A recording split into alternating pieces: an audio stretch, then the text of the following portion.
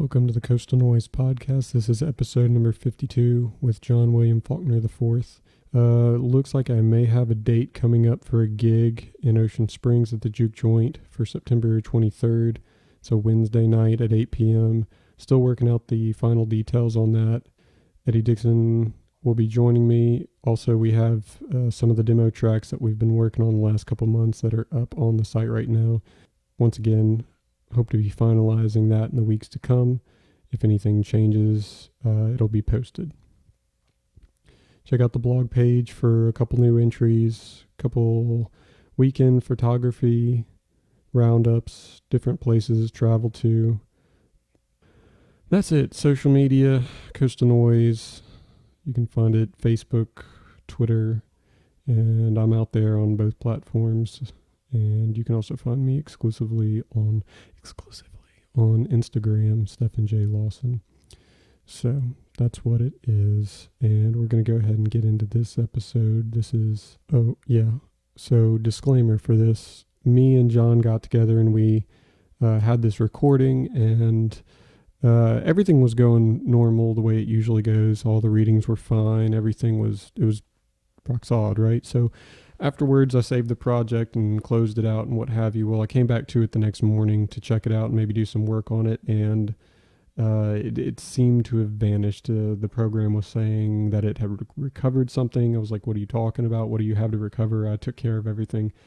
Went in and pulled this file out, which was the podcast, a 2-hour conversation, and only 20 seconds were audible clips, and very strange. I have no idea what happened. Both me and John tried to retrieve it in some form, and I'm still kind of working on it, but for the sake of getting the content out there, I went ahead and I'm going to start working on the backup audio file that I luckily had recording in the background. So the audio quality in the conversation itself is not going to be the quality of what you're hearing right now, which is me on the mixer and the mic. But no worries. The plan is I'm going to edit it up as needed. And I've done this before from the, plain podcasts or just podcasts that strike up spontaneously out in life. So I'll edit it up. It'll be fine. So we just didn't want to lose out on being able to share what we sat down and were able to talk about. And we have plans to do a follow-up of some sort in a different format at another time, so it's really no loss. We're going to get it all back together and have more great conversations in the future. So we'll go ahead and get right into the episode. This is Coastal Noise Podcast, episode number 52. Thanks for listening.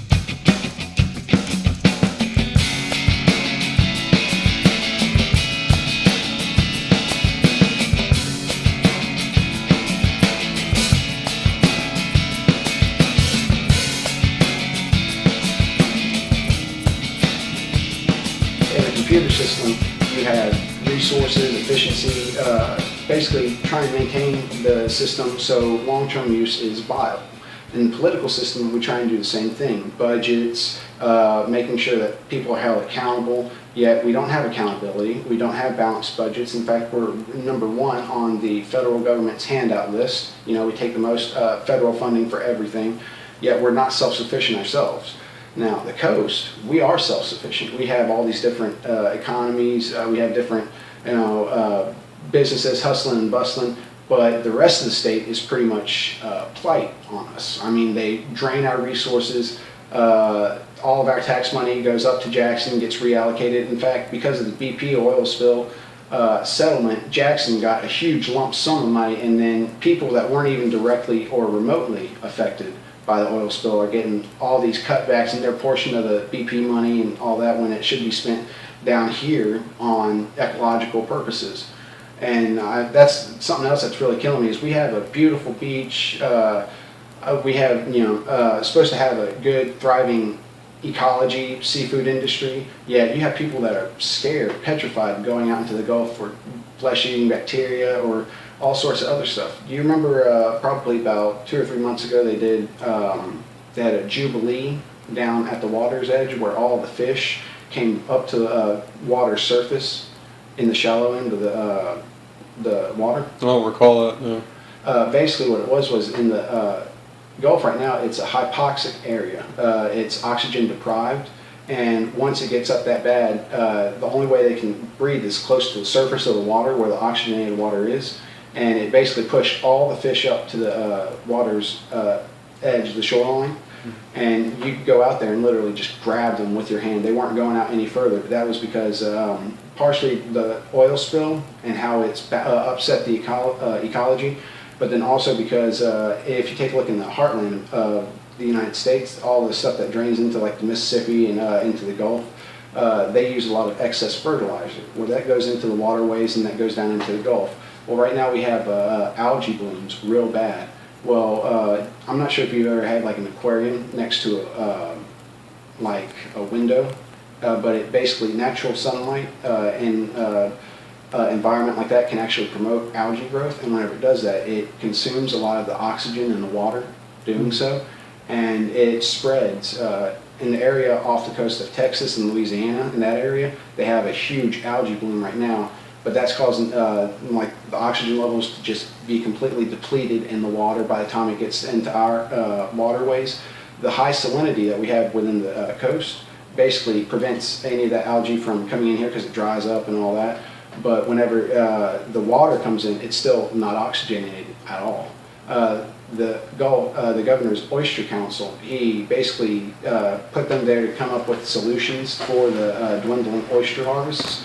Their solution was they were going to reallocate more space for the harvesting, but they don't realize that the water is not conducive to it, because if they wanted to do something, they'd have to set up a series of oxygenation devices throughout the Gulf in order to actually do that. Like I've actually come up with ideas and different designs for some of these solutions. Of course, I'd have to take them through proper channels and stuff like that, but as it stands, I wouldn't take anything to DMR because they were one of the big ones that were heavy into corruption not too long ago. Mm-hmm. Honestly, I don't trust anyone to do with anything with Jackson like the Governor's Oyster Council, because what's to say that, like whenever I was writing all the politicians, they were taking my words and using it. What's to say that they won't take my ideas and use it and just claim credit like they have? Basically, if you have a great idea, shouldn't you be able to take that to somebody in politics? That's my mentality behind it. And everyone I've asked that question to, they agree, yeah, you should be able to. Can you now? No, you can't. And that's what really kills me. One of my favorite speakers is Neil deGrasse Tyson. He was on a late night show and he says, take a look at all these people in politics, you know, lawman, businessman, lawman. Where's the engineers? Where's scientists? Where's the rest of life? Yeah. And as a computer tech and somebody who's been in the educational field for 5 years as a computer technician and seeing the funding mechanisms firsthand, I fully believe we need educational funding for the schools. I think that needs to be taken out of the hands of Jackson. Pro 42, not 42A, 42. And one of the main things that really sets me off is whenever I hear politicians say, oh, we're pro 42B, and they try and manipulate the situation by saying 42 is going to take the power and give it to one judge in like some county, which is a complete lie basically. It's something that they use to manipulate people by saying, oh, well then the politicians won't have any say in it, it'll all be on one person if they get it or not, which that's only if they can't resolve the funding issue, which of course they can't, so they're not even going to try.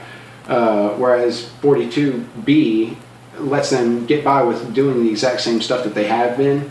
But whenever you take a look at it, they've been funding charter schools with public funds, which is taking hard-earned money out of mine and your pockets and making sure that a very select group or privileged or whoever can get into these one specific campuses is horrible. If you take a lot of the private schools, for example, like the academies and temples and stuff like that, a lot of those high school diplomas that they give, or the equivalent of, aren't actually valid in an educational institution.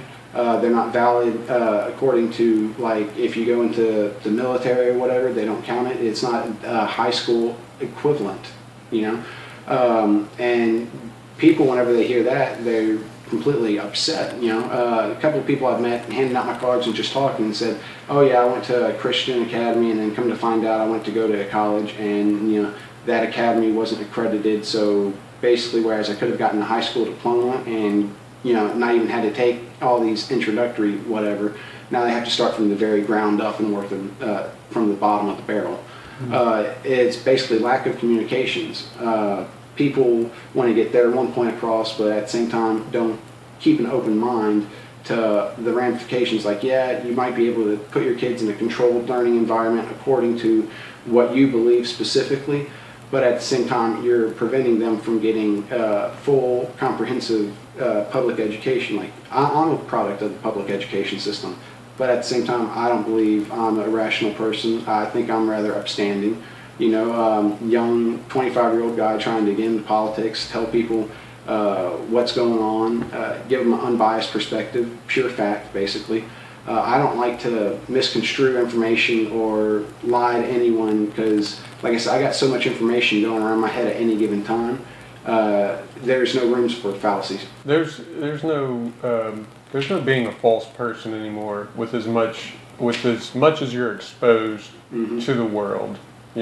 That stuff's going to come back to you in some way, shape, or form. Oh yeah. Whether you want to call it karma or you want to call it, a good or a positive or negative energy or something like that. I think if you just keep trying to do that, you're going to create hell for yourself. I think we need to look outside of ideologies more and certain religious, viewpoints, and start looking at science as an education as our means to how we're going to control our political system as opposed to what we have now. I don't think there's this correlation with us being consistently the most uneducated, the poorest, the most religious. Speaking of which, I just saw, and we were talking, this is another thing we were talking about earlier, of how many Ashley Madison leaks have shown to be the highest numbers in the South. New Orleans, you were talking about, and Alabama. So it is what it is, but at the same time, how do we look at ourselves as supposedly this chaste, very religious place where all these good ethics and all these things are supposed to be? We're human. We're human, and we're trying to live by these standards and these ideas that have just been rehashed over and over and over again. And when you try to come at those angles intelligently, people will attack you, and the whole system of what they have, just like our political system, is so vague that they have an answer for everything, and it's like you were saying earlier, it's a closed loop system, or what? How did you refer to it? Circular logic. Circular logic. Yep, one portion of it's built off of another, and it's just like think pizza, basically slices. Well, each one goes over another, it overlaps, it reinforces itself. The only way to actually, if you try and take one portion out, it can still maintain its shape, its structure.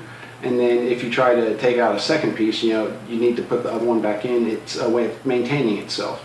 Whereas the only way to truly take it down is to pull it apart and examine it like objectively, basically. If you take all the different religions and you'll find similarities in content, character, actions, motives. Whenever you take a look at it, all the religions are practically the same, down to maybe slight variances here and there. In fact, a lot of their names, whenever you take a look, translated, Jesus all the way back to Yahweh. It's just, like you said, one thing that's been recycled over and over again. One of my favorite quotes is by distant relative William Faulkner. He says, "Don't try to be better than everyone else or try to be better than your contemporaries. Just try to be better than yourself previously." What I've tried to do over the years is I've been fairly, I guess you'd say, reclusive person, or very, just introverted, not really getting involved in other people's affairs or anything like that. But getting into politics, I'm trying to represent, like I said, our generation, trying to get our mentality of, hey, people are saying they're conservative, they have conservative values, and they're like, oh, that's great, but it's, like I said, a buzzword, how they've been manipulated in thinking. Whereas whenever I hear conservative, I think conservative, to be frugal, be thrifty, fiscally conservative. Take your time and figure out a situation. Exactly. Whereas whenever they mean conservative, they mean God and guns. Well, guns, of course, I'm completely pro Second Amendment, and I'm pro whatever religion that you want to be, go for it. It's just whenever your religion starts dictating how other people have to live their life in accordance to make you happy, that's where we're going to start getting into issues. For me, the Second Amendment, freedom to bear arms, is very important because a weapon in the right hands can prevent oppressors from impeding on us, put food on the table, and make sure we have shelter over our heads. A gun in the wrong hands can bring destruction, injury, or worse. We have to be encouraged not only to familiarize ourselves with our guns, but exercise proper caution with them as well, and understand their full capabilities so people who don't understand that understand. Just like my grandfather always told me, never point a gun at somebody unless you intend to use it. Until anything that the way I was told is don't point your gun at anything you don't want to die. Exactly. Even if it's an accident, that's a possibility. You think it's not loaded, you didn't check the chamber because last time or whatever, you don't know. Never point at anything you don't want to die. Precisely, and I never keep any of my guns chambered. I keep them loaded, but for me, if you hear me rack a shell, slide the chamber, anything like that, that's your warning shot. Yep. And whenever you take a look at people and how they try to, like I said, manipulate us into our fears and such, I would never go out and try and shoot anyone. I wouldn't try and press anyone because that's just not how I am. I don't want to tell anyone how to live their life. I just want to make sure that everyone has the appropriate resources to get their goals accomplished, just like that's what I'm seeking as well. Because Mississippi does not have adequate resources for our generation, oftentimes as soon as we graduate, we leave. They call it brain drain, where we get our degrees and then we leave because, well, there is no infrastructure down here for us to develop, such as Google won't expand down here because Google's getting sued by Jim Hood right now. Jim Hood is taking money from the MPAA and RIAA, the Motion Picture and Recording Institute Associations of America, to fight with Google on basically, if somebody goes to search something through the search engine, they want the search engine to be held liable. When the search engine, they just categorize information, and if people go to search for it, link them to it. Yeah. They can't control what people search. Well, Jim Hood wants access to what we're searching, who's seeing what. He wants full control over the internet in Google in Mississippi, basically, and then he's trying to sue them at the same time. Basically, just coming all from the MPAA and RIAA, so they can interfere with Google's ability to.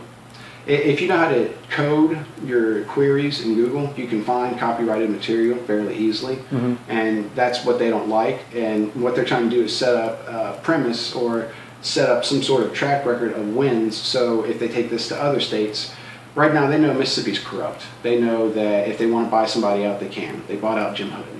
What they're trying to do now is make it to where if they can win this one case in Mississippi, then if they were to do it in, say, California, then they'll say, oh, well, Mississippi, they said, yeah, see? And it's basically they're just trying to manipulate the odds, manipulate what we see, how we see it, whereas you can either see things from the left or from the right. I see it from an entirely different angle. I see both of their perceptions simultaneously, and I take the information and I give it to the people as is. Whereas Jim Hood, if you listen to what he's been saying, he's saying that 3D printers they can 3D print drugs now, where what he's referring to is there's a new seizure medication that works best whenever it's released in layers, and so they use 3D printing to create it. Well, he's saying that you can create drugs just willy-nilly, like any compound you can think of, which you can. I mean, you'd have to have the chemicals in different reservoirs and all that so they can be applied and everything that night. But he's manipulating what people see, what they hear from him at least, so he can say, oh, well, see, I told you. They're 3D printing drugs, but it's something that's pharmaceutically based, basically. They have 3D printers that can print ammo cartridges and stuff like that they use in the military, but it's not very effective and not very worth it from what I've heard. But technology is the backbone of everything that we're doing now. Whenever I spoke to you outside, I mentioned whenever I'm talking with people, one of my biggest complaints is people say oftentimes their kids are too connected into technology. Well, you got to look at it this way. Technology does stimulate certain pleasure centers of the brain. It's been scientifically proven. They did an experiment with mice where they took one mouse, put him in basically a box with no toys, just him, and then gave him two separate reservoirs of water. One of them had a mind-altering substance, one of them was just clear water. He constantly went back to the one with the mind-altering substance because it was an escape from reality. He had nothing else to do, his environment. Exactly. They recreated it with multiple mice, gave them toys, and then gave them clean water and then the spiked water. Mm-hmm. Well, they noticed while some of them went to the spiked water at first, they eventually all go to the clean water. Mm-hmm. Because they noticed that, being part of the happy collective and all that was more beneficial than standing apart. Mm-hmm. Well, whenever everyone's on technology and computers, the main reason why it appeals to us is, like I said, it stimulates the certain pleasure centers of the brain, and it's an escape. On the other side of this, we don't know if we're talking to a guy, a chick, someone who's black, white, Christian, Muslim, gay, straight, it doesn't matter. We judge people by the culmination of their knowledge, which is how my grandfather always taught me to judge people by the content of their actions, not by their outward appearance. So if you're online and you're a cool person, other people are probably going to like your status, be like, hey, you know what, you got a point there. Whereas if you're online and you're just for lack of a better word, a dick, people are going to call you out as such. Mm-hmm. They're going to say, hey man, you need to back off, or you need to reevaluate your situation or something like that. The internet has brought us all closer together, and at the same time that frightens a lot of people because whenever you're on Facebook, anything you click, you like, it's all going to part of a personality profile that's part of their algorithm, how they market specific information towards you. If you take a look at how the systems are built, you can see how they're built to manipulate, how they're built to basically kind of tailor to your specific views just to get by and make sure that their specific interests come out ahead. Mm-hmm. Such as all the advertising on Facebook, you never see a dime of it, but there are companies that are getting rich behind the scenes from marketing information and just employees basically that get one over on us, but at the same time they come out like bandits. Mm-hmm. Same thing in politics and in the computer world as well too. You can have your computer taken over and you never even know it, depending on what kind of virus it was that you got. Mm-hmm. A lot of these politicians, they are like viruses. In the computer world, there's black top hackers and white top hackers, and then my personal favorite, gray. I'm more of a white top hacker. We create antiviruses, we maintain system functionality, we go through and correct oversights. Whereas the black top hackers, they go through and manipulate the system, create holes. They want to maintain the status quo, so like I said, they can keep their vulnerabilities open. They know how the system functions. They can manipulate it whenever they want. They don't want people like me and you getting in there because since me particularly, because since I'm a libertarian and I have no political affiliations, they can't impose on me. Whereas, like I said, the two existing structures or pillars, I guess you could say, the Democrats and Republicans, mm-hmm. They are very integrated in with everyone else basically. We need people who are unburdened. We need people who are objective and result oriented basically, which we don't have right now. Whenever I go through and I look at all the people who do represent us, I see maybe one, possibly two that I agree with out of a sea of just conformity basically. And if you take a look, it's mainly older white males.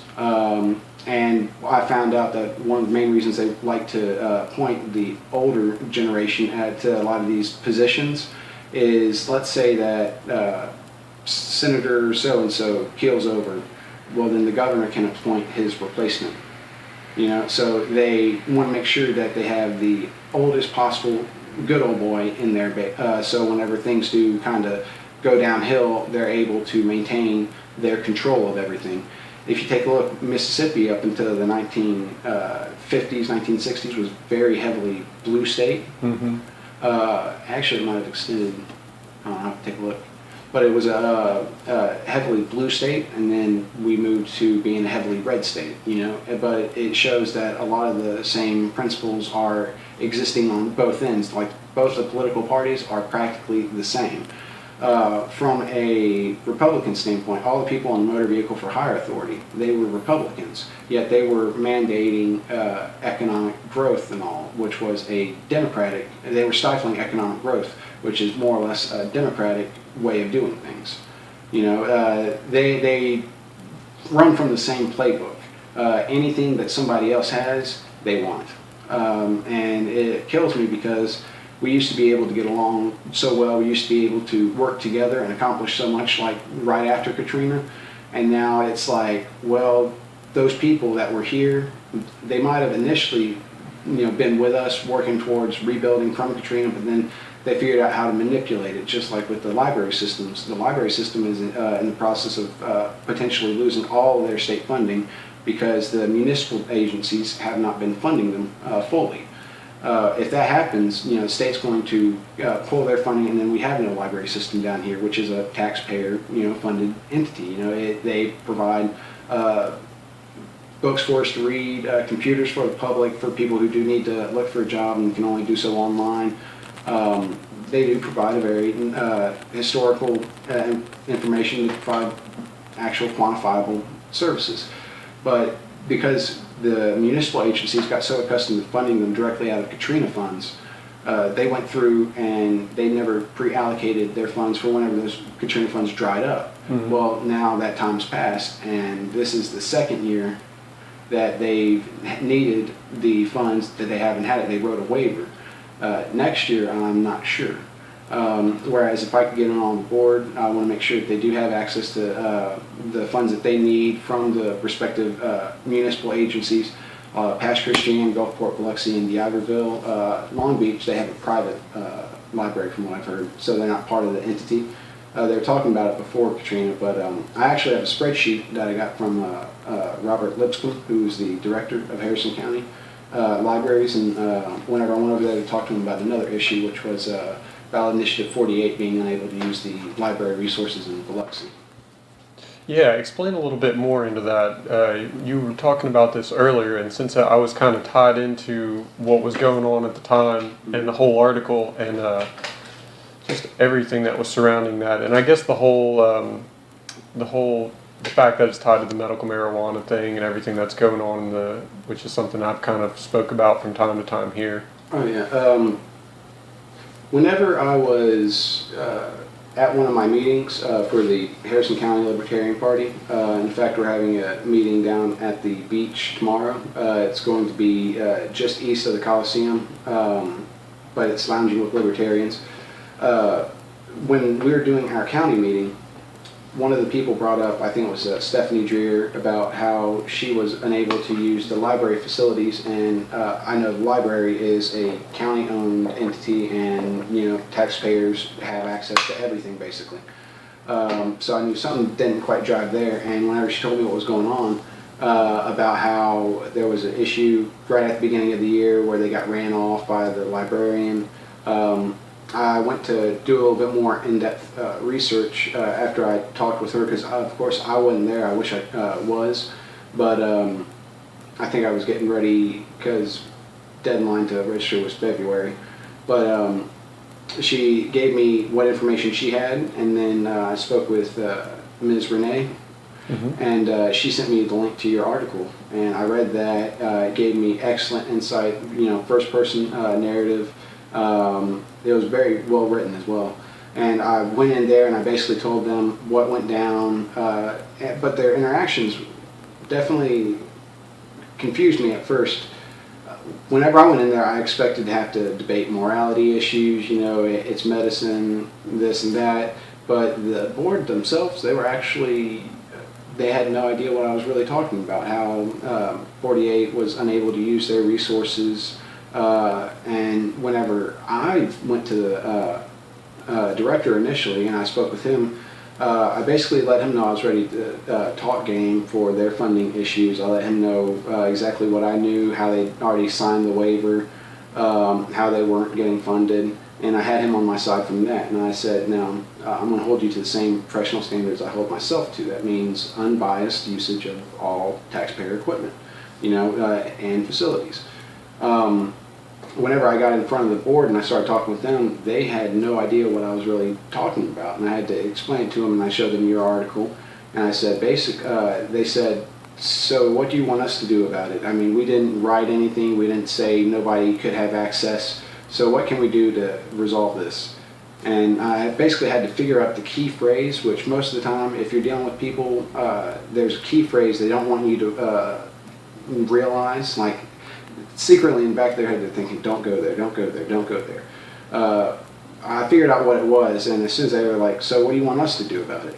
I said, well, I want to make sure that taxpayers have access to taxpayer resources, which is exactly what I was trying to do. It was very clear, concise, and at that moment, whenever they heard me say that, they kind of sat there, looked at each other, and said, anyone else have any other remarks?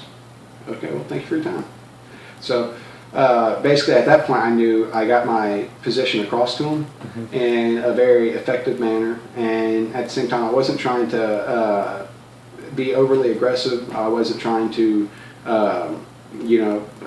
hardball them or anything like that. I was just trying to get actual results, basically, which is what I did with Ms. Lisa with the Motor Vehicle for Hire Authority. We went down to Biloxi, and Robert Denning, who was one of the people that was at the original meeting that I went to, I spoke with him, and the next week, Ms. Lisa let me know that they were doing a thing to disassociate themselves from the Motor Vehicle for Hire Authority. It takes up to 90 days, but they were doing a preliminary hearing. So I went down there and I spoke, and what was really awesome about this was there was a guy who, whenever he was at the first meeting at the airport, which was where I met everyone for the first time, he went up there and spoke and said, hey, I'm in between jobs right now. Uber's helping me put food on the table for my family while I'm trying to find something steady, and you're sitting up there telling me that you don't want me to work, you don't want me to feed my family. And I'm thinking, this is a guy that's trying to work a steady job, while he can get by. He's trying not to be a degenerate or a ruffian. He's actually working hard, and yet we're interfering with his ability to provide for his family. I was like, that did not sit well with me, and I told them at the Biloxi City Council, that's not the Mississippi I know. Like I said, they were trying to pit Uber drivers up against taxi drivers and vice versa. Whenever I was sitting there and I was telling them, no, y'all aren't each other's enemy, y'all are actually allies working towards the same goals, the end of excessive regulations, which is a huge Libertarian Party platform. Whenever I was saying that we all stand differently in our own facets, for instance, net neutrality. I understand that net neutrality is basically all internet traffic is treated equal, whereas before, if you had internet from a cable provider, they would realize that they were losing money from television advertising to people streaming digital stuff off the web. So what did they do? They start throttling people's internet connections to like Netflix, YouTube, Hulu, making them want to go back to standard cable television because that's where they were getting their resources, their money from the advertising. Well, net neutrality came through and said, no, you can't do that. If somebody purchases a 50 megabyte connection from you or a 100 megabyte connection, they get the full connection no matter what website they're going to, which is how it should be. Yeah.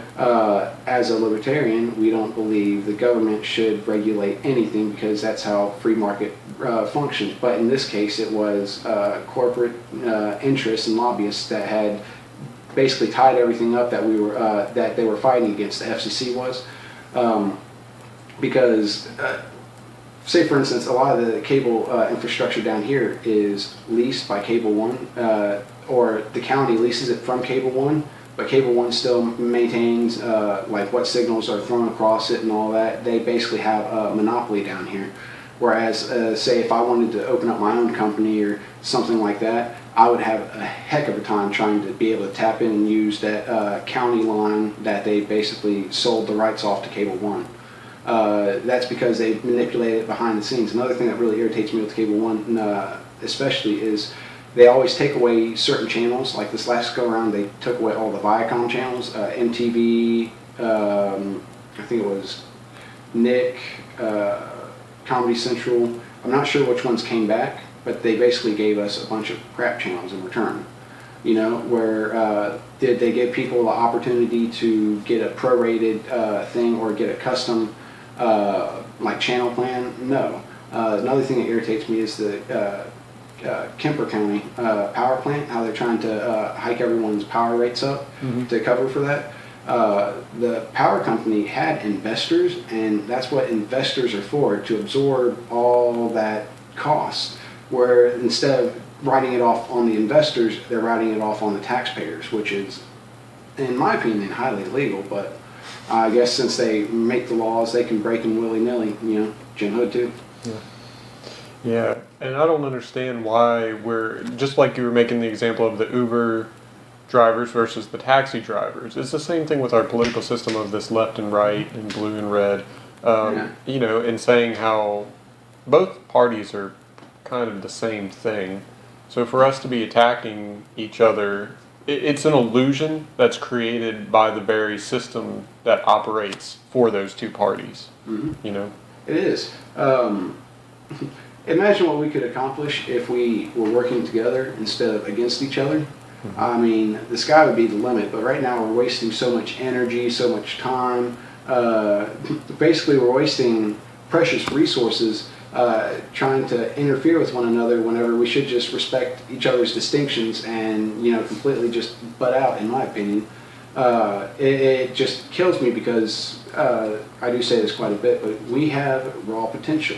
I mean, whenever you take a look at our youth, what we're capable of doing, what direction we want to move towards in the future.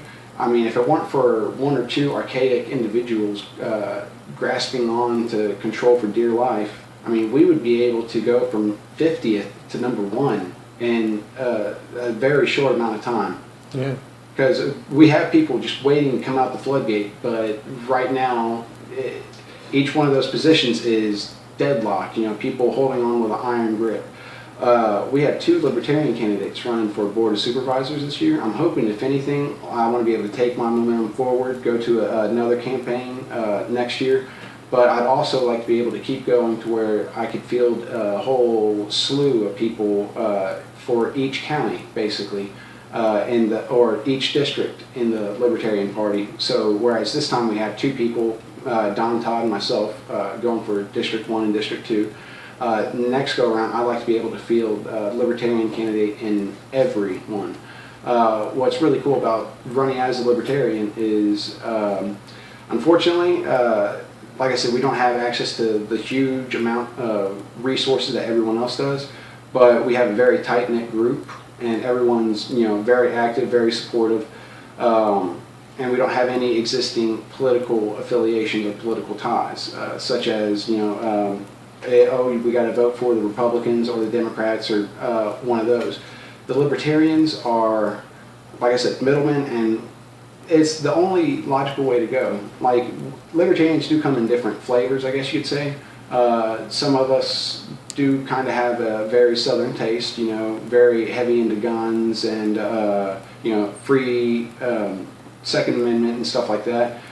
Then you have more logical-minded libertarians, such as myself, who are focused on compatibility, creating communication, venues for us to be able to collaborate and all that. If we were able to work together, like I said, versus against each other, the sky's the limit. I'd like to see more stuff happening at Stennis. I'd like to see more technological industries down here. I mean, we have the perfect environment for growing biofuel out of algae because of our high humidity. If we were able to industrialize marijuana, that would be an excellent crop for us to grow because it requires a fraction of the resources. It can be done pretty much year-round under the appropriate conditions. And I mean, We have the land and space for it. Mm-hmm. You know, we had to. I've wanted to look into this so much, but I've wanted to see what the history of Mississippi was in relation to marijuana when it wasn't illegal. You know, I would think this state has already seen like tons of production. Oh yeah, you know, we have the largest federally funded grow op is here in the state. Oh yeah. Yeah, and in fact, the main reason why it was initially started was the doctor who's over all that, he was tasked of creating a marijuana detection kit. You know, he was the one who basically started the war on drugs with marijuana, basically, making the whole detection system for it, which, I mean... Really? Yeah, and they won't tell you that. And in fact, a lot of people that do get the state marijuana, there's only, I think, 12 left, and that number was from a long time ago, because it was the Freedom and Compassion Act. I think it was something either right at the tail end of Reagan, I'm not quite sure, but there was a brief period where people could actually register, and then they'd send it from that establishment, and they'd receive it in the mail and all that. And in huge cans, of Yeah, like 300 pre-rolled marijuana. Yeah, in the big tins. Yeah. And basically, they've gotten their own monopoly on it. I noticed a lot of the Republican candidates, they get donations from MHA, Mississippi Hospitals Association. They donate like $250,000 like clockwork to all the different GOP candidates.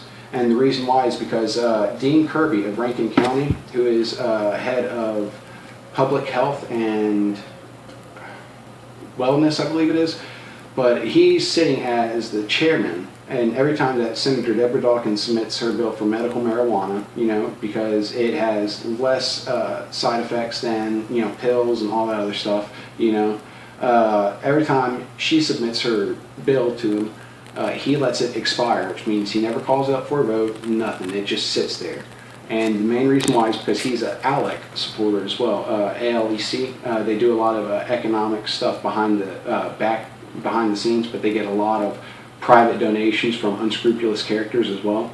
And Dean Kirby is the main one who's holding us up on that end, because she submitted it 4 years faithfully. Each time he never brings it up for a vote, never. And the only reason I can think of is he's doing it at the directive of Superior. You know, just like whenever we were talking about Phil Bryant and how he said during his inauguration for the Personhood Initiative 25 personhood, that the people spoke and he would honor their decision. Well, he in turn did not honor our decision. He put unnecessary red tape on them to keep them, or try and prevent them from functioning, which they were still able to do. What did he do? Coincidentally, the very same precautions that he told, or stipulations that he wrote out for them, were damaged. Like, yeah, they had to have 2 redundant power generators and security cameras. Both power generators were cut and the security cameras were smashed. You know, that's awfully specific for country bumpkins. So, I mean, whenever you take a look at it, they just go through and manipulate the system to their advantage. And one thing I want to do down here is I want to make things better for everyone. So whenever we say Mississippi's great for anyone to live in, it's not just a mere opinion, it's a fact. But one of the big things is how are we supposed to do that? How are we supposed to be up and active and be more social when there are no sidewalks hardly anywhere down here? It's terrible. How are you going to ride a bike, or if you just want to walk? You know, we're not an active enough community in a lot of ways. You know, exactly. And economically, set up well so that people can get to work, you know, safely if they want to, you know, walk or take a bike. You know, if that's the only means they have to do so, then that needs to be accessible to them, you know? I agree. And we used to have the family attractions down here, but how, like I said, getting back and forth, unless you're getting a specific hotel real close by, like say getting one at the little casino row in Biloxi and being able to just traverse that, you know, that's a developed infrastructure where people can get around.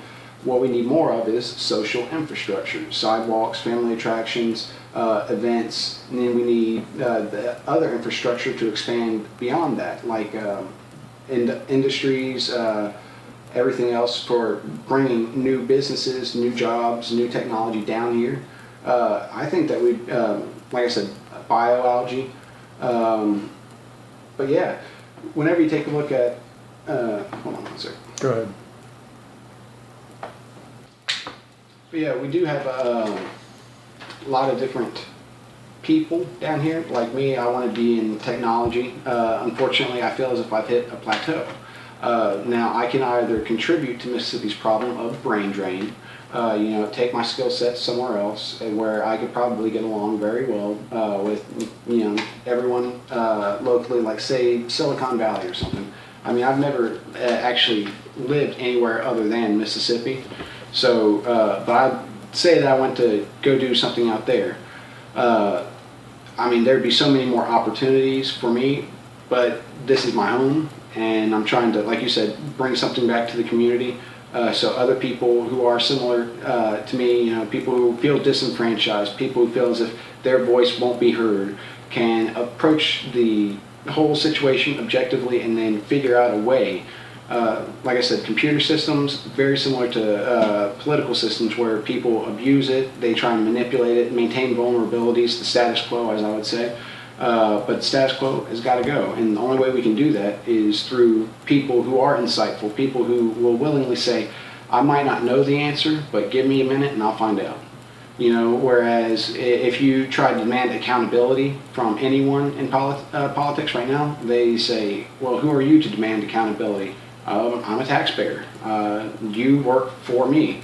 Yet at the same time, say something happens and you start talking with somebody and they're like, oh, if you don't like it, have them change it. Well, you can't get them to change it because most politicians are being manipulated behind the scenes. I am a stubborn individual, yes, but at the same time, I'm not belligerent or to the point where I'm overly irrational.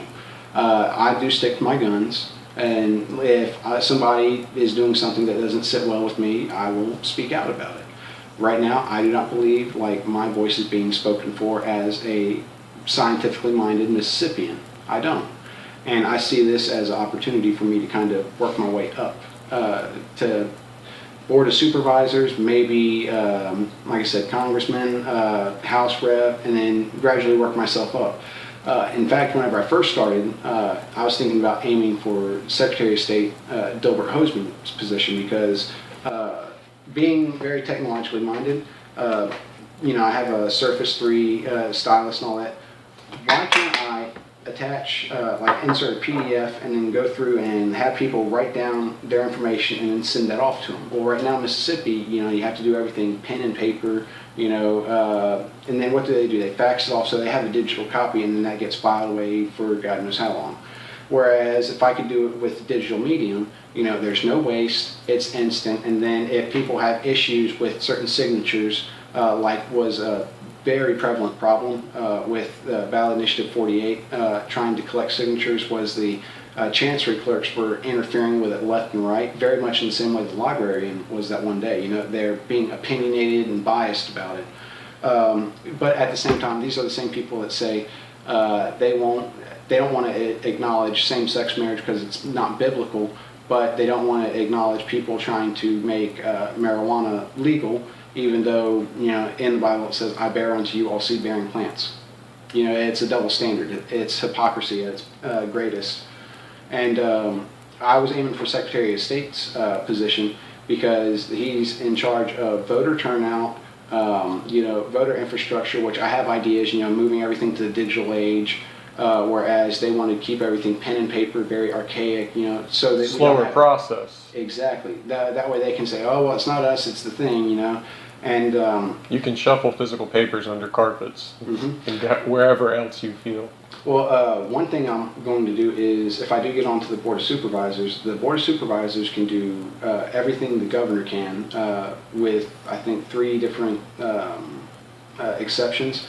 But basically, they can't create a new tax, they can't establish a position to govern constitutional rights, and then they cannot use public funds for private entities. Other than that, anything goes with 3/5 approval of the board. So state law states that it has to be pen and paper, where what I can do is I can reinterpret the state laws and then pass county ordinances and amendments to where it falls to where it's more compliant with us. So like if I wanted to make it to where we could use digital stuff, I could write it in there and then bam, our local chancery clerk would take it, and as long as it's in a legal adherence, then it's fine. And the way the state, in fact, trying to learn as much as I could about the scope of powers for the Board of Supervisors, if you go to their website and try looking up what they make, you can't find it. Once I got into the Code of 1812, which is what the Mississippi Constitution is based off of, I found out that they are paid directly based upon the county's total property tax value. Harrison County, our total property tax value is $2 billion, which puts them in the 5th tier, which is the highest payment tier that there is. And their take home is either 46.7 or 47.6. I forgot. But yeah, trying to find that information, you have to get into the nitty gritty. Worst case scenario, if I were on the board, and let's say that, you know, Jackson wanted to continually interfere in our business and all that, like, I would hold in to where if Jackson wasn't fully funding our coastal school districts, then we would fully fund it for them and then take that out of the amount that we would give Jackson in taxes that we collect. Basically, we're doing your job for you, so back off, which would be perfect. If they tried to do anything, say to try and back me out, for instance. I've actually gotten into reading about all the different functions of you know, federal, state, and all that. And fun fact is, in 1972, whenever the Libertarian Party was established as a national platform, the United States government also established a regional area's right to secede from a state and re-enter the Union as their own state with 3 conditions. The first one is they have to have the support of the majority of the people within the area, and they cannot suppress the dissenting minority. 2, they have to have the permission of the state, which the only reason the state really has a weight or merit to dissent is if the area is not self-sustainable, you know, whereas we have power plant, airport, post office. I mean, we have so many buildings down here that aren't being used. We have room for expansion. The main thing that's stopping Mississippi Gulf Coast from growing is Jackson. It's the inane leadership of, you know, men who have no idea what they're doing, such as Phil Bryant. He is a very evil individual, in my opinion. I can't get over some of the stuff that he's done here recently, but yeah, and then basically using my position on the board to reinterpret a lot of these laws that are coming down from Jackson to make them where they're more applicable to our people. Because people on the Gulf Coast, we stand apart from the rest of the state. The rest of the state views us as, I hate to say this, but heathens for the most part. Whenever I say that, I kind of use that term with some contempt. Whenever I first got started in politics, I was engaged for a little while, and then her mother decided that I was not Christian enough. Now, I don't have a problem with religion. I mean, all religions are basically a comforting thought. You know, I see my religion in science. And a lesson of good morals and ethics and, exactly. and community. And there's nothing wrong with any of those things. But do we need them to be good people? Can't you have philosophy? Can't you have Buddhism? Can't you have education? Yeah. Why can't you educate yourself to be, you know, I just feel like it's guidelines, you know, and it's so, they're so similar. People don't realize if you would, you know, you don't even have to go in depth to study religions, you know, across the board from what's in the world and what's been in the world in the past and how they consume each other and take the same stories in existence. Christianity has a very similar storyline to multiple religious streams. And oh yeah. You know, and it's kind of, once again, going back to the Uber drivers and the taxi drivers, they're all individuals that are broken up into small not even groups, but individuals of people that have lack of resources who are trying to better their lives, and they're pitting against each other. But it's like if you turn and look to that person there, it's a corporation, and it's much bigger, and it's this one entity that has a ton of resources, and that thing is what controls the situation that you're in, your environment. And we've got to learn to break free of that environment and better it for everybody. Exactly. What I've been going about it is like abstract perspective, you know, out the box thinking. And so far I've been able to just really pick up and run with it. Like I said, my material that I have, my cards, my website, all that, I've been able to do that myself just using my own general knowledge, keeping my overhead low to where it's practically nothing compared to everyone else. Like if you take a look at Wendy Sweatman, like we were talking earlier, he was paying close to $100 per vote that he got, and he still didn't win. Whereas when all is said and done, I'm hoping to be able to take my price per vote and have a really good one in comparison to all these other people. Like whenever I do go to run and the results come out, I'm going to see like how much my opponent, Angel, she owns like 4 or 5 different businesses from what I've heard. A lot of resources there. I'm going to see how much she's been able to spend, what her turnout was compared to mine, because I have a feeling she's probably spent a lot of money, which one of my party members mentioned as a good point was you see a lot of people spending upwards of like $100,000, $200,000 on a position, yet the position pays maybe $50,000 annually, you know, like a board of supervisor, yet they spend so much money. Why? It's because certain people that are donating to them know that should they get elected, they're going to have a fast track to getting their stuff in front of everyone else. Just like right now, we have a real bad problem with no bid contracts. That and the for hire or the for-profit prison system, which is basically getting one over on us left and right.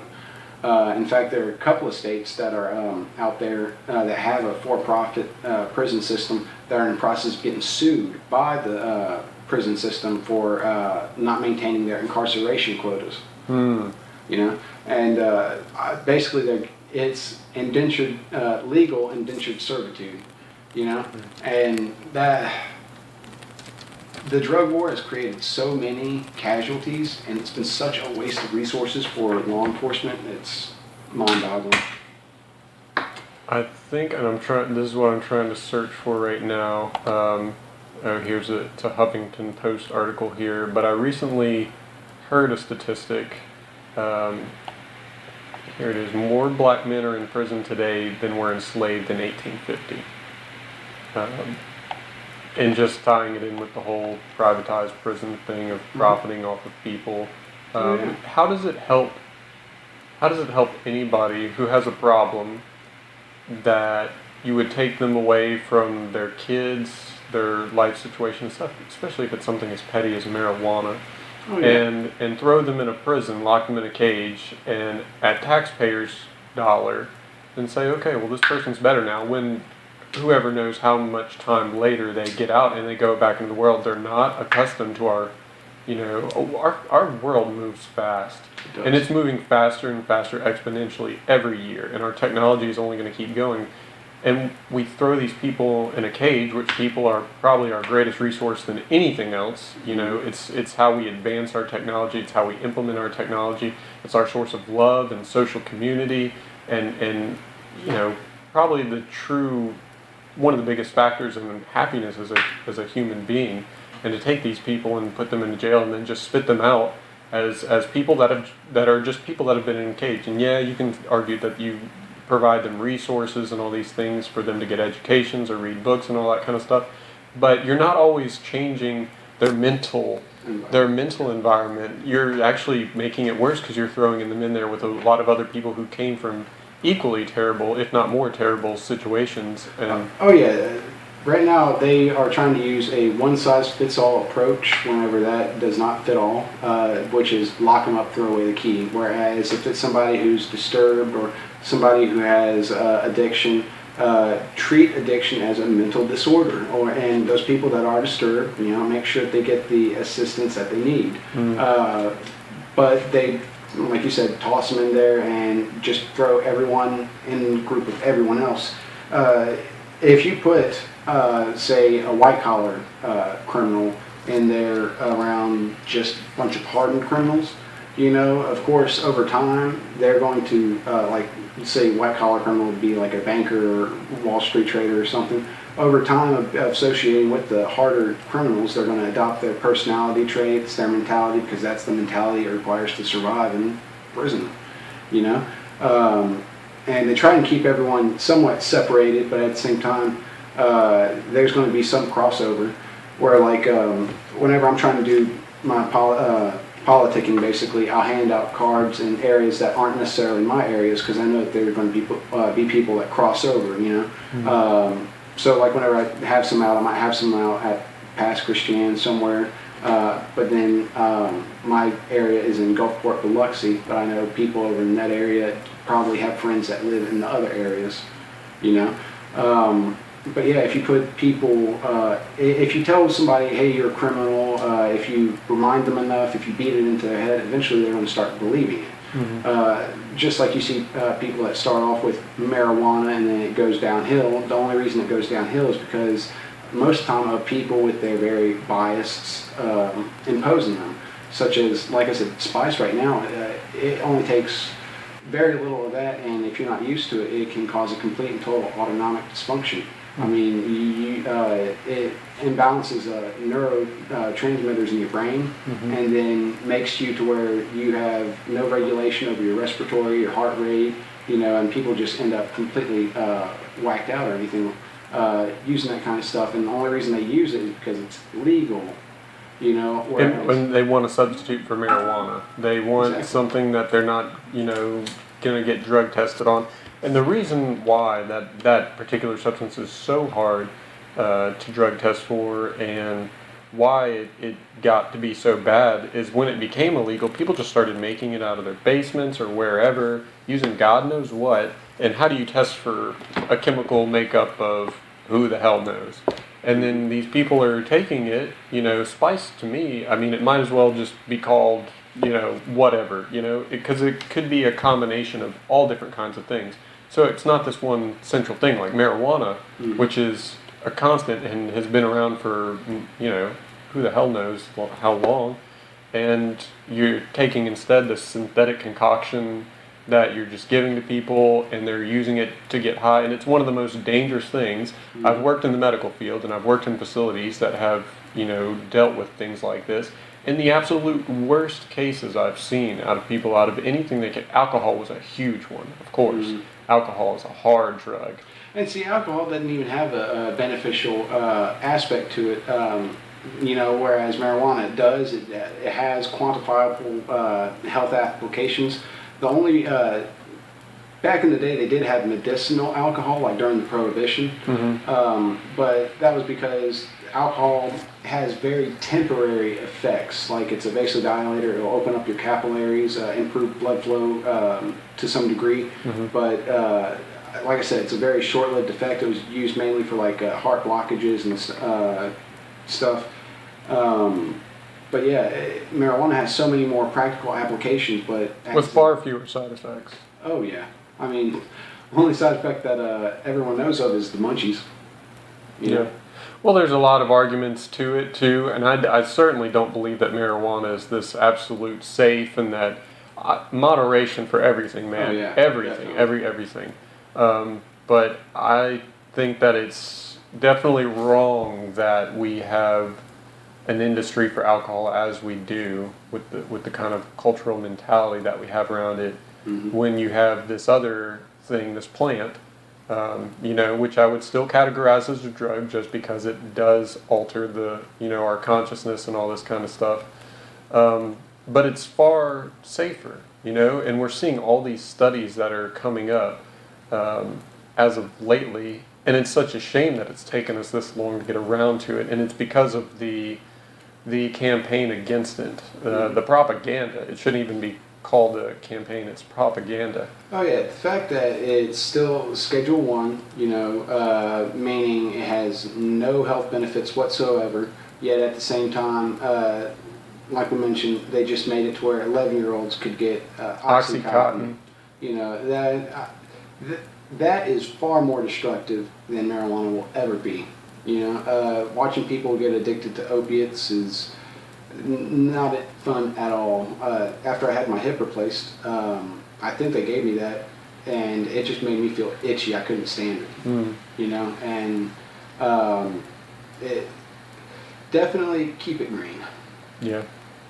Yeah, and I think we've had enough. Like almost half of our country at this point has passed some sort of legislation, or they're medically accepting. And it's been that way for a while. It's been that way for several years. Yeah. And where are the deaths? Where are the cases of psychosis?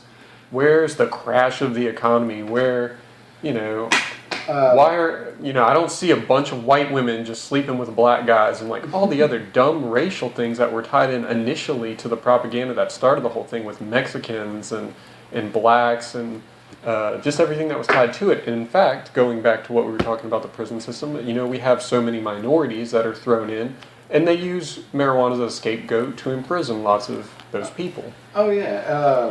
One of the things I read online was a Texas woman was strip searched in the parking lot because the cops said he smelt weed, which they found nothing, and they ended up humiliating this woman in the parking lot then and there. And I'm thinking, all this over a plant, really? Yet, whenever Enron was happening, whenever the global financial collapse was happening, they didn't storm Wall Street, they didn't bring any bankers out of the banks, nobody was held accountable because that was their white collar crime that they were able to get away with by manipulating the system, having the right people paid off. It just really kills me because laws were originally written to safeguard freedom and liberty, and now they don't. If it does not, if it creates a criminal out of an honest citizen, it doesn't need to be a law. Like I said, marijuana, having a plant in your possession should not be a crime. If it makes people criminals, then it doesn't need to be a law. It's stuff that they create to catch people, to put them in, like I said, indentured servitude. The system was originally designed for us. Now it's designed to control us. And whenever you take a look at all these former Republican, presidents and all that, talking about the Constitution and how they're more constitutionally minded than, say, Democrats, it really kills me because they're the same people that are the ones that enacted the Patriot Act, domestic spying on U.S. citizens, the war on drugs, which is, if they wanted to go after the harder drugs, that would be fine. In fact, they'd probably get more support because instead of having people on minor drugs like marijuana, they'd be able to focus on the harder stuff. Whereas right now, if you were to try and get people who do smoke or whatever to speak to law enforcement or whatever, they wouldn't because they feel intimidated by them. Whereas, just like there's no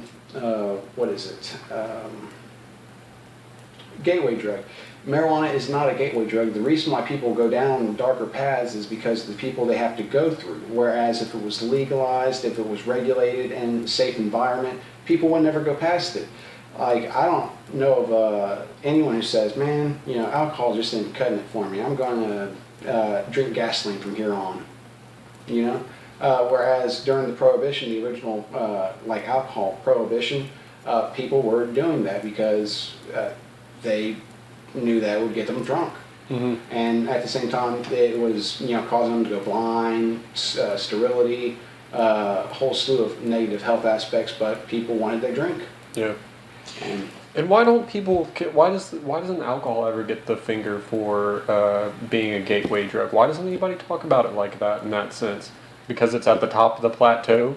It's already as bad as you can get, I mean, if you think about it, you can clear the effects, the cognitive impairing effects of marijuana with ease compared to alcohol. Alcohol is, once it's in your system, you have to either sweat it out or, excrete it, basically. Throwing up, that's your body's defense mechanism to tell you it's dying.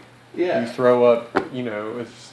And then people don't even use common sense behind a lot of that. Like, if you were to drink, they say never smoke marijuana whenever you're drinking heavily because marijuana does basically prevent your body from throwing up. It's a natural anti-nauseant.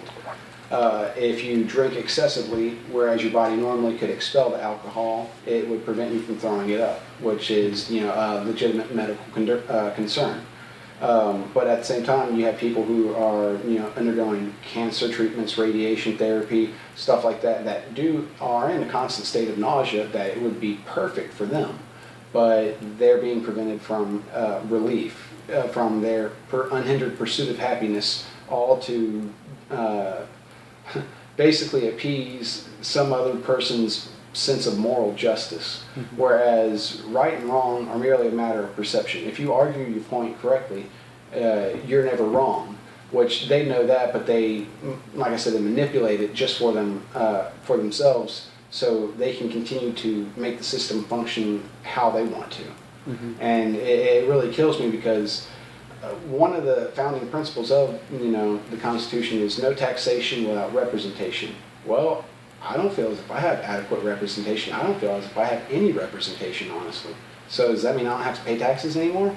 I mean, I wish, but at the same time, I'm paying to live here, but I'm being dictated to and led by people who do not have my interests at heart, people that do not listen to me whenever I try to address them. I've written 13 different politicians, and I've gotten maybe one response, and then gotten at least 2 or 3 of them where I've seen their words, and it's exactly the same words that I sent to them.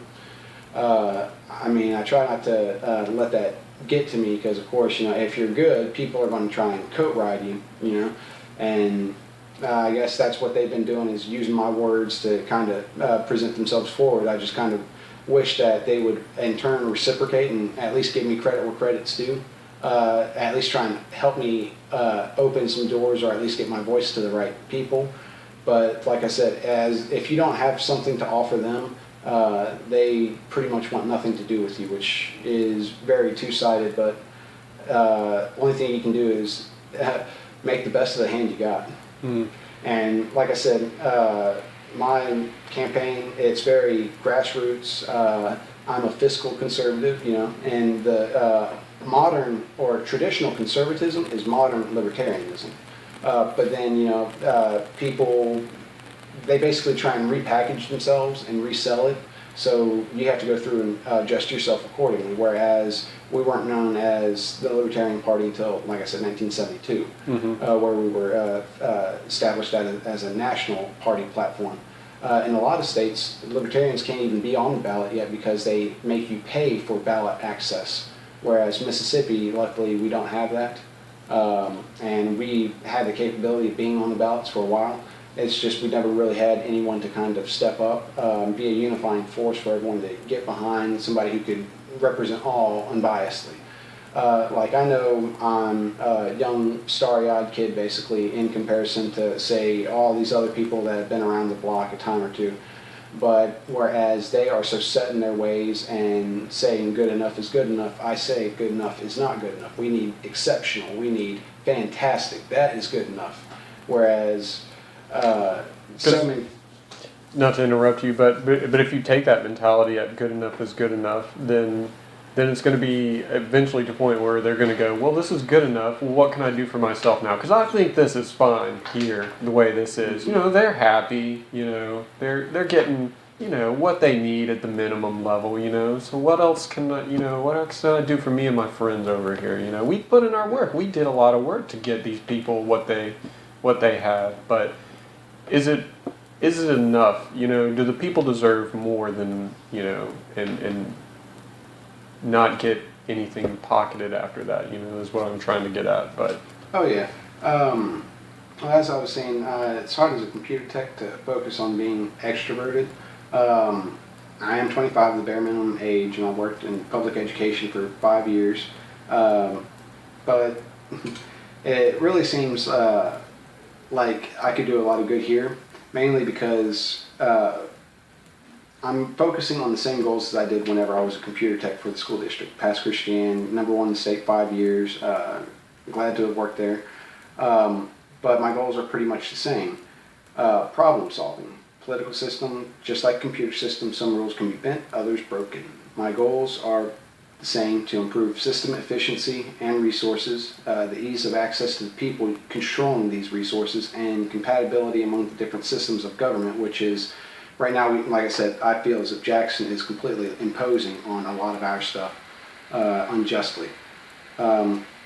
Instead of half-assed political solutions, like I said, maintain the status quo, I want to correct problems at their source, which is if you fix the source of a problem, you fix the corresponding problem. Whereas they try to put a patch there, they try to, like I said, maintain it so they can continue to exploit it themselves and hope that we don't. For instance, the governor's Religious Freedom Restoration Act, If you take a look at it and how it's written in its entirety, subsection 2A prevents anyone from civil or legal liability, provided that what they're doing is done in a religious aspect. That means pantheism, which is the spiritual consumption of marijuana. Under state law is legal. As long as you say, it's for your own spiritual stuff, you cannot be charged with it. It is a loophole, but at the same time, nobody's challenged it. So whereas you probably could, if you were to get pulled over or whatever, it probably wouldn't stick with the cop. Maybe, maybe not. But should you try and protest it, you do have legal standing. I mean, in the legal world, that's how it all is. One small change here can affect the entire system down the road, and they don't realize it. What they've done is they've purposefully done everything, like I said, to make it to where it doesn't function at all the way that we intended it to, but the way that they want it to. Oh, it's fantastic. Best thing since sliced bread. That's how they get one over on us. And I hold people accountable pretty much. And I have information on everyone from the governor on down on how they've failed their duties. And I mean, whenever you take a look at it, it's pretty in-depth. I mean, just how badly things have gotten. And a lot of people don't realize it. And we're actually coming to a point where Mississippi, our coffers are practically bone dry. We do not have the money to sustain ourselves. Should things continue to go the way they are, we most likely will be broken up and then divvied up into other neighboring states.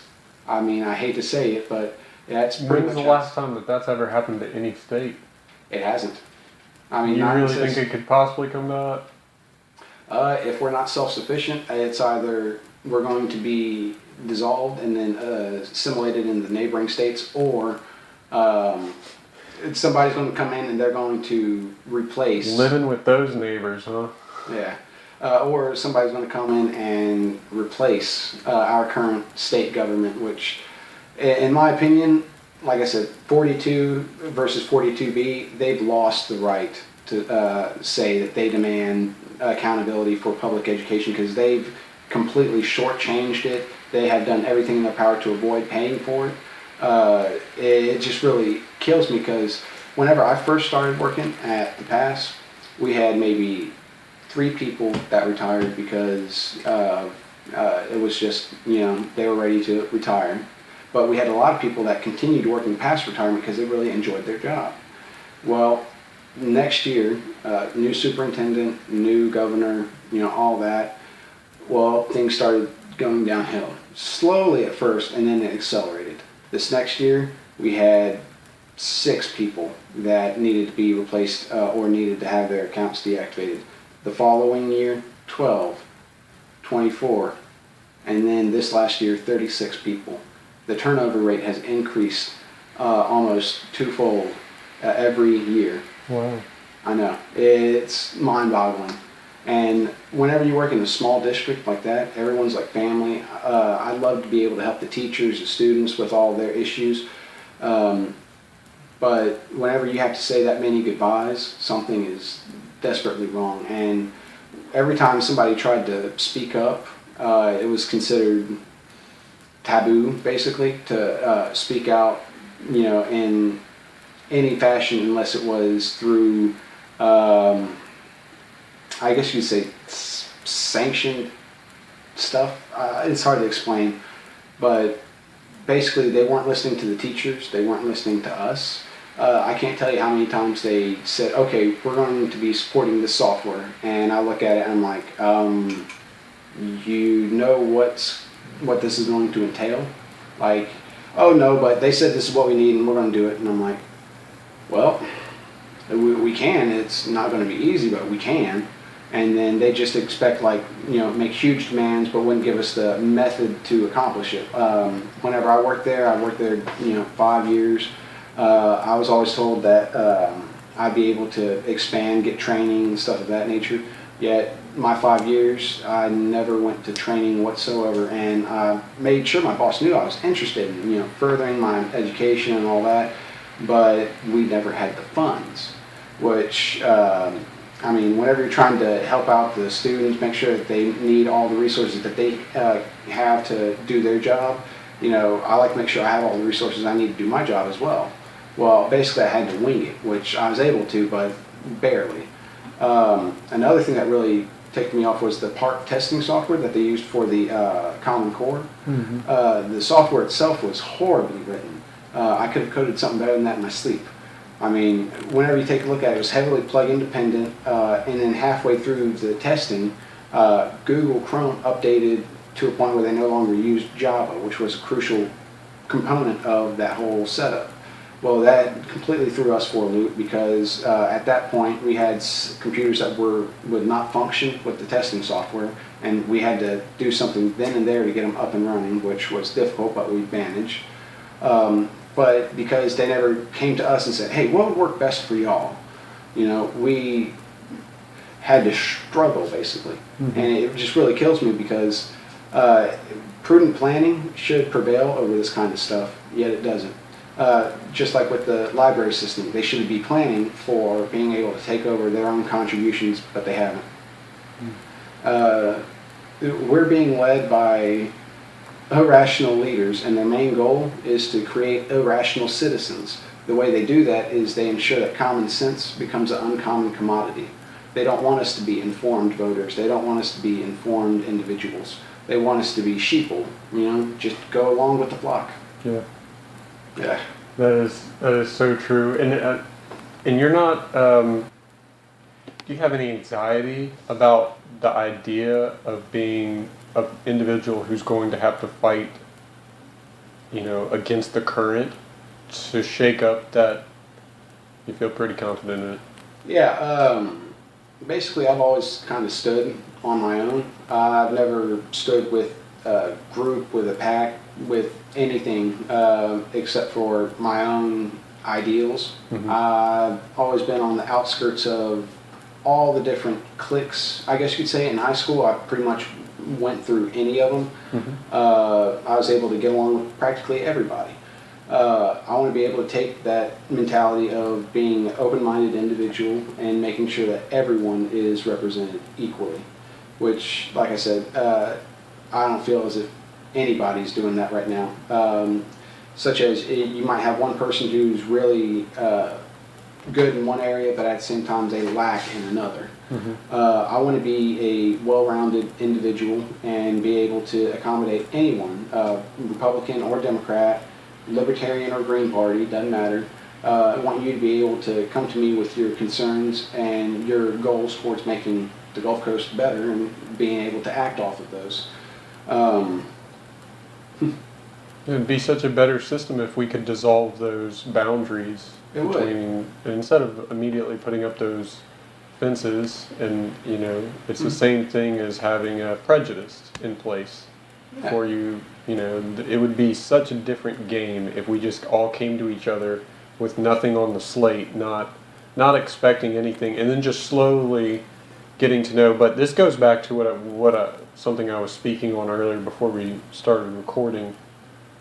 There's so much going on for people on an individual level. They have their jobs, they have their kids or wife or whatever else, family obligations, hobbies, just doing things that they enjoy. It creates for a lot to do if you have adult responsibilities.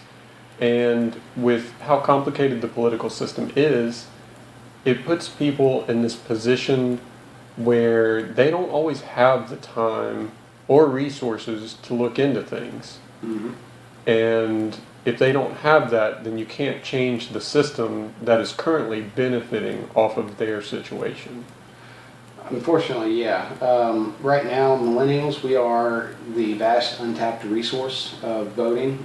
We outnumber the baby boomers by a lot. But at the same time, if you ask most people our age, hey, do you vote? You register to vote and all that? They'll tell you no, they don't feel as if their voice is being adequately heard. If all those people, if all those disenfranchised voices were to unite and then say, hey, this guy, he's actually standing out there, he's saying what he believes in. Basically, for the most part, like Trump, except not as crude. Really? You would characterize yourself as a Trump figure?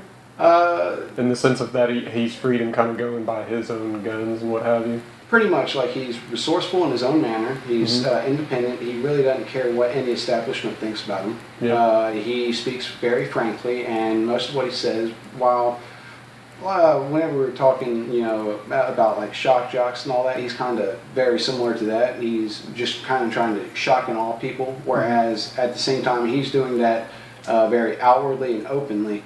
I don't seek to shock people into liking me or anything. I seek to just appeal to them on the intellectual level. Let them know that, hey, you aren't standing out there alone. There are people who do value the same things that you do, honesty, justice, integrity. Whereas other people stand up there and say, I believe in America, justice, or America, freedom, Jesus, and all this other stuff, like The Campaign. I love watching that movie, actually. But basically... So you think he's a good candidate, though, Trump? He'd be more believable if he hadn't tried doing this stuff like 2 times before this as well. PR. It could be. He could be legitimately like making a play for it. I know he does a lot of Democratic contributions, so I find the fact that he's running as a Republican kind of interesting. Somebody mentioned he's going to destroy the GOP, and I'm thinking, well, that might be his ultimate goal. I mean, basically showing it to be the complete, clown car act that it is, politics. Yeah. And he's basically getting on there, and whereas you have the other GOP candidates that are very serious and open-minded, or very serious and closed-minded, but, very adamant in their beliefs, Trump's just getting out there and saying pretty much whatever he wants. I mean, he's ribbing people the wrong way, but at the same time, he's doing it in a way that he's catching attention. And do I think he will probably get the Republican nom? Probably not, because that's probably heavily influenced behind the scenes as well, just like a lot of Mississippi politics stuff is. But they said one of the things they were trying to find out was if, he, one of the first questions they asked was, if you were to not get the Republican nomination, would you promise to not run as an independent? And Trump would not raise his hand. I might, who knows? Yeah. He's a free man to do as he pleases. That's one of the great things about him running as a wild card. For me, I have an interesting perspective on it because I haven't followed pretty much anything that's been going on with it. It's so this year more than any, it's like it just looks like Hollywood in a lot of ways. And also, I'm kind of disillusioned by the whole circus anyhow. But I've read or listened to one of the few like actual audiobooks I kind of prefer to read, and I don't know how well processing audio works as well, but just driving around in the car or something like that, I was listening to one of his books or whatever. I was pretty impressed with his philosophies and his ideas on business and principles to live by and success and all those things. So he's got a lot going for him. So that's kind of that is my only knowledge of Trump, is this, book and whatever other materials or whatever.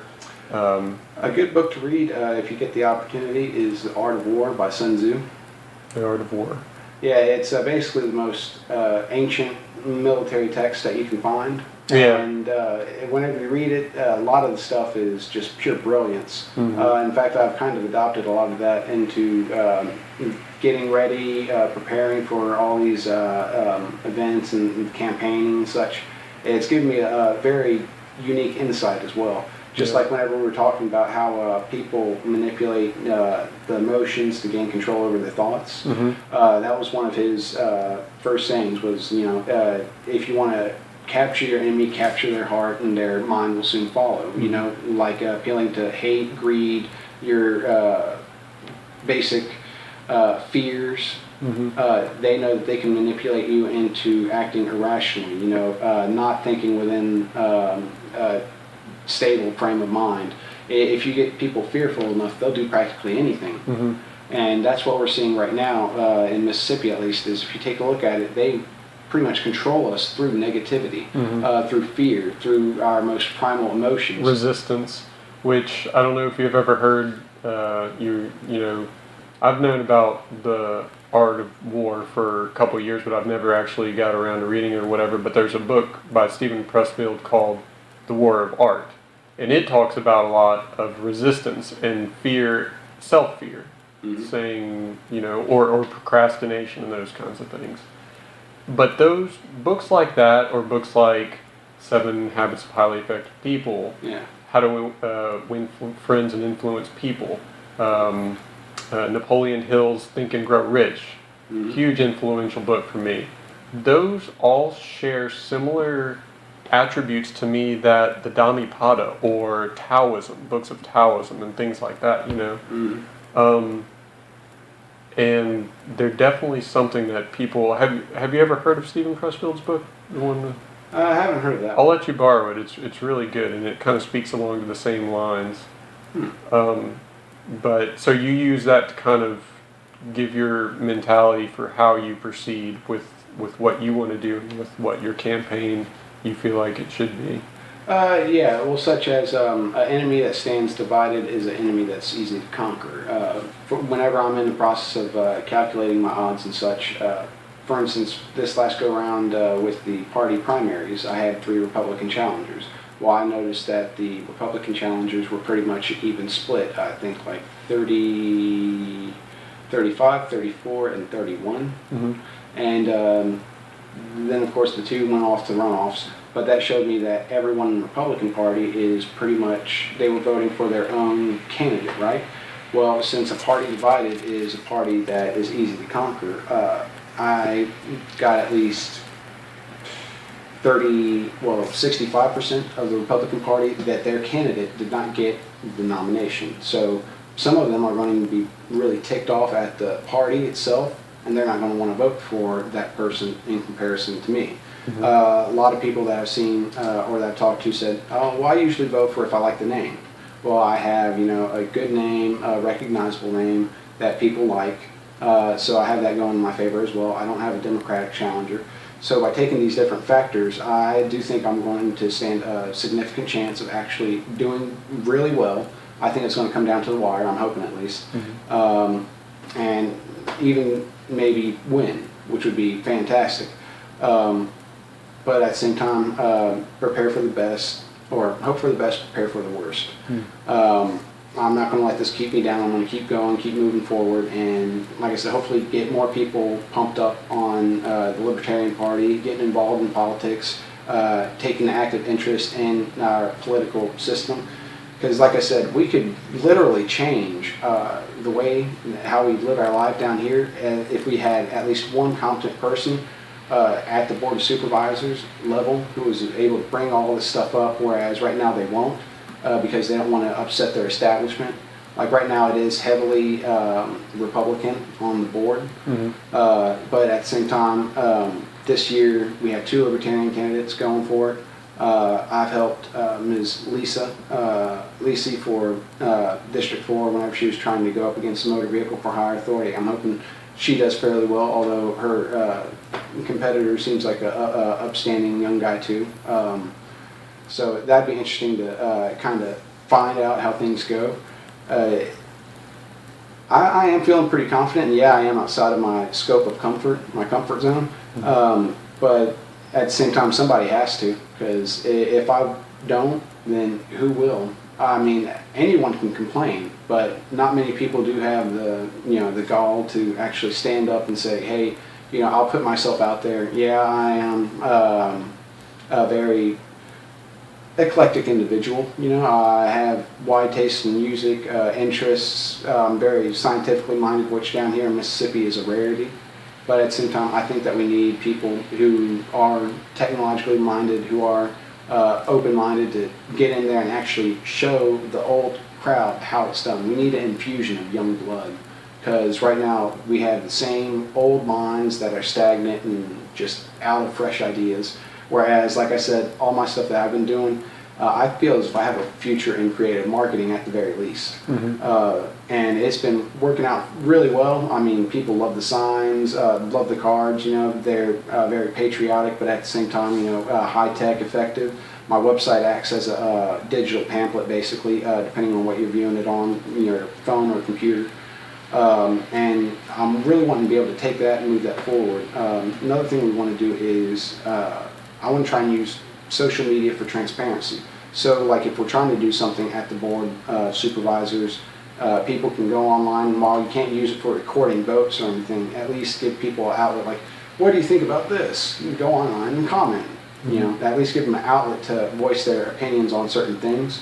Whereas all we see is stuff that gets passed after it's already signed and done with that benefit usually one or two private entities or people, and usually comes at our expense. And that's not America right there. America's the land of the free, yet we're not free to live our lives how we see fit. Yeah. And we might have to change our system in just how we get those votes and how we engage young people using, it might get to the point where we don't actually need to go and vote for something. We can just use the internet to see an accumulated desire for something, an accumulated, almost like a vote, but it's not even a vote. It's the collective consciousness and what they're showing that they want, Because who's going to agree that corruption is an okay thing, or that money should go to shady characters behind closed doors? Nobody would agree for those things, but why is it happening on such a large scale? Well, we already have a outlet for that. Unfortunately, it's a group that's, they're never given a proper accreditation, anonymous. Whenever somebody speaks out, and dissent, the moniker usually adopted by whoever they're speaking out against is an anonymous person said, or something like that, which is why they adopted that as their identity. They're a collective intelligence, and at the same time, they're just brilliant. They took on DHS over in Hancock County because they were disproportionately, like most of the state's homeless children and children seized from their parents were in Hancock County. And they did a public protest on that, and Jim Hood was supposed to be getting involved in that as well, but then Hancock County told him, we don't need you, you don't need to come down here, because they know he's just as corrupt as the rest of them. But what it was they were basically, the way that the DHS system is set up is they get a commission based upon all their open cases, so that's why they kept drawing them out, was because they were getting money for it, basically. And once Anonymous found out, they were pretty much furious. And I didn't believe it, but we actually have a Anonymous collective down here, I guess you could say, although trying to find them or communicate with them is like herding cats. That's the analogy I've heard. But yeah, they're just fantastic because they speak up and basically give voice to other people whenever they have no voice. And they do it knowing that while they won't get recognition or anything like that, they do it knowing that they're going to collectively, that collective voice, the more bodies they have, the more people they have speaking up, the more they'll be able to accomplish. Just like whenever I was at the Biloxi City Council meeting, we had like 6 or 7 people speak out against the Motor Vehicle for Hire Authority. And since we had so many people speaking out, they had no choice but to pretty much listen to us and take what we said to heart. Whereas that's what Anonymous does as well. They can't be toppled. As they say, you knock one down, there's 5 more to take their place. But that's because it's a collective humanity, which is fantastic. Because once you put on the mask, you exist beyond your physical self, beyond your race, your religion, your gender identity. You are a collective member of humanity. That's what the mask represents to a lot of people. And whenever you think about it, it's kind of like Star Trek, the Borg, the collective. I'm not sure how, I'm the Star Wars guy. Okay, I got you. But we do take, similar to libertarianism, where we take our individual skills and we make those readily available to each other. Anonymous is very much the same way. Each of us have our own different focus. Some of us are good at collecting information. Some of them are good at composing themselves and leading the charge. It's a family, basically, and the family of humanity. We're a digital generation. Whenever all's said and done, we go online, we connect, and then we disseminate all of our information that we've collected, to other people who need it, which is how it should be. Whereas other people, especially in the political scene, are like, oh, well, I can help you, but only if you help me with this, and that's kind of what I've been doing, juggling, helping the Uber drivers and the taxi cab drivers. I'm trying to unite them against the motor vehicle for hire, and we're actually moving forward on that front, which is excellent. Ms. Lisa is a taxi cab driver, and my buddy David, who's an Uber driver, they were both at our last county meeting, and even though they're two opposite sides of the economic spectrum right now, they were both getting along excellent. They were conversing, joking, getting along perfect. Which is a lot of people, like I said, try and manipulate us and give us a goal or a common enemy. But most of the time, that common enemy is ourselves. Turn people against people, and then they can keep us locked up indefinitely. Whereas I sit there and I'm like, we don't need to be fighting each other. We need to be working together. And if we can get at least one person in there to show them how it's really done, and then from that point really shake the scene, we can see where everything else is going to go from there. And I think Mississippi, within the next 10 to 20 years, I'm actually hoping quite sooner than that, we'll see just everything on our political spectrum completely change, because we have three branches of government, state government, each one delegated particular oversight of another. Well, we have two primary political parties, Republican and Democrat. They can't be given oversight over each other at all. Whereas, like I said, libertarians, citizen-centric third party, we can come to the table and basically say, hey, you got good ideas, just knock off the BS and let's work together. And I'm feeling pretty good, at least, like I said, if I don't make any progress on the political front. Personally, I still want to be able to take that forward and at least get other people jazzed up, get other people excited, give them the same resources that they need to give them help, basically. Yeah. John, where can people go to connect with you? You can go to my website, Faulkner4ms.com. You can spell it out or use the number 4. And then on my navigation bar up top, you'll see Contact Me. You can fill out that form and it'll go to my inbox, or you can go to the social media icons, click Facebook, and then send me a message on my Facebook page, and I'll get back to you. I am trying to do local events, trying to get myself out there so other people, if they have a focus, if they have something that they feel needs to be brought to the public's attention, I'm more than happy to help them out any way I can. Like I said, I've helped out with 48, 42, the Motor Vehicle for Hire Authority, and recently taking on the library's funding issue for them. So whereas all these other people are saying, hey, I'm going to fight for the people, I can say, I've already done that. I've already been out on the front lines. Wonderful. John William Faulkner IV, everybody, thank you for listening so much. This was great, man. We should do this again sometime. Definitely. Hit me up whenever. Maybe next time. Yeah, I'll get your number, and the thing that's going down tomorrow, I might actually drop into there just to kind of hang out and see what's going on. Oh yeah, we're gonna have people from all ends of the political spectrum popping up. Like I said, we're gonna have people from the Republican side. I'm hoping my buddy Jelani actually shows up. Jelani Barr was on the Democratic ticket for lieutenant governor. Okay. And in fact, whenever I voted in the primaries, I voted on the Republican, or not the Republican, but the Democratic primaries, because even though I had a lot of Republican, there weren't any Democrats running in my local stuff, and I could have voted in the Republican primary for all the local events. I wanted to support Jelani more than I wanted to interfere with the Republicans, and the only reason why I couldn't vote in both was because of Chris McDaniel's interfering with the whole party primary crossover voting issue. Are you familiar with that? Mm-mm.